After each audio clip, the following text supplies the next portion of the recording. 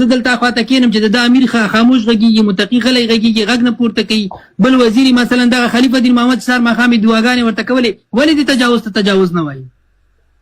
دغه نظام محمد چې سار ماښام خلکو ته د بدماشۍ خبرې کولې چې زه په زور راغلی یم، ما دې څوک په زور نه دي کي. دا زورور اوس چېرته دی چې راپورته شي؟ د 2 میاشتې کې غلی دي. دا زور دې اوس ښکاره کړي که نه؟ ته چې په زور راغلی وې، اوس خو زور باندې ستا خلک نور په تا باندې زورور راغلل. ته زورور اوس چېرته چې راپورته چې دې زور ته ځواب ووایې؟ ولې نه وایې؟ ما ته تکړه چې ما ته وایي چې زه په زور راغلی یم او په تا باندې حاکم یم. دې تجاوز ته ولې اوس زور ستا زور اوس چېرته لاړ؟ ولې ورک سو؟ هم دا ده چې کله ستا زور په ما باندې بر دی، ته د پنجابي په خلاف ستا زور اوس چېرته دی؟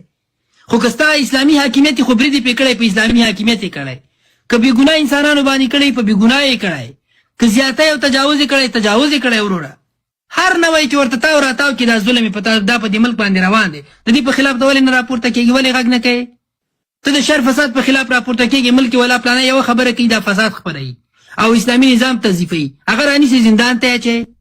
خو یو څوک راغلی بمبارونه در باندې کوي سهار ماښام، یوه ورځ نه 6 میاشتې وشوې په تا بمبار روان دی، د هغه په خلاف ته خبره هم نه کوې، راپورته کېږي هم نه، بیخي ورک یې، په رسنیو کې هم څه نه وایې. وروره دا ماته چې څومره نیغ نیغ کېږي خو ده ته هم دومره نیغ نیغ شه، داسې خو نه کېږي چې ته دلته خو بیا خلکو ته طبیعي خبره ده شکونه پیدا کېږي. مونږ چې په خپل سیاستوال شک کوو چې خبره شپ شپ کې وکړي، مونږ ورته وایو تا کې کار دی وروره، اسلام آباد ته خو به نه یې روان. دا چې زه خپل سیاستوال ته ویلی شم چې ما 20 کاله ورسره کار کولی، تا ته خو یې 10 وارې ویلی شم چې وروره تا د خیر څه، ته ولې شپ شپ کوې؟ څه خیسه ده؟ دلته خلکو ته شکونه اچول کېږي، د ټولو اړخونو نه اچول کېږي، دلته خلک تباه کېږي. بنان مونږ بیا هم وایو زمونږ غږ په خپلو خلکو په ملت باندې دی.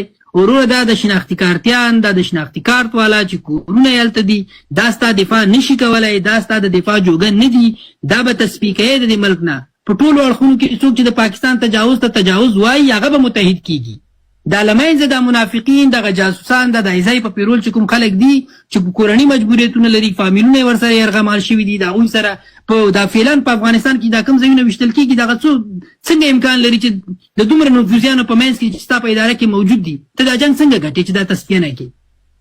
لومړی کار تا ته دا په کار دی چې ته له خپل منځه دغه د شناختي کارت نسل ورک کړې، دا له ځانه لرې کړې له دې کرښونه، دا باید وباسي له دې ځای نه. وروره دغه د شناختي کارتیانو تا ته قصه خرابه کړې، جمهوریتیانو خو نه ده خرابه کړې، خلکو خو نه ده خرابه کړې.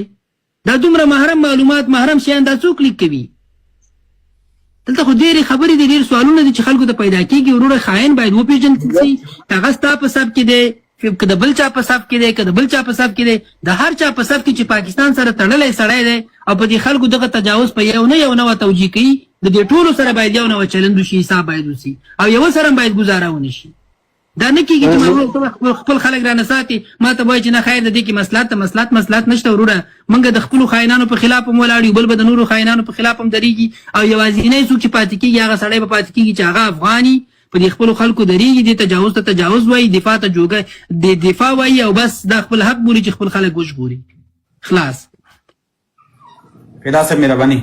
زه فقط دا خبر نه لرم خو ننګیال صاحب مداخلت وکړو، خیر اوسې. ننګیال صاحب محترمه، فکر کوم د ما او د تا د خبرې به کوم فرق نه وي، خو ما خبره تکمیله نه کړله. ما مخکې همدا وویل چې د ډاکټر صاحب اشرف غني نوم واخیستل څو چې هغه مجبوریتونه لري، ولې بل ته باید وویل چې خامخا راسي. ازل کې استاسې همدغه خبرې ته انعکاس ورکړو. فقط حاکم مو څوک ده دا مهم ده. جمال خیر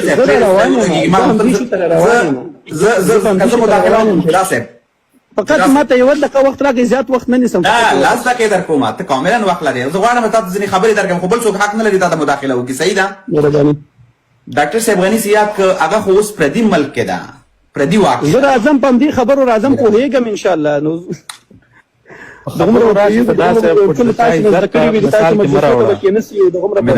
خبرو راشه خو د کلام افت مراد کې د مثال کې د چا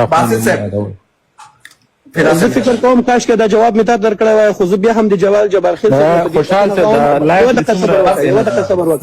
زما هغه مدافع وکیل مه جوړېږه، هغه په خپل هم دغومره خبرې لري، په خپل هم ژبه لري، خپل هم مایک لري. جبار خیل صاحب، زه په صفت د یو افغان که زه په احساساتو کې ما څه ویلي وي، د دې خورکۍ د مخ خورګۍ ده، زه رسمي بخښنه جلال جبار خیل دا یو افغان بچی ده. ډیره مننه. اړتیا نشته چې ته په منځ کې مداخله وکړې. زه بخښنه وغواړم یا هغه ته ووایستل دنه بخښنه پې باندې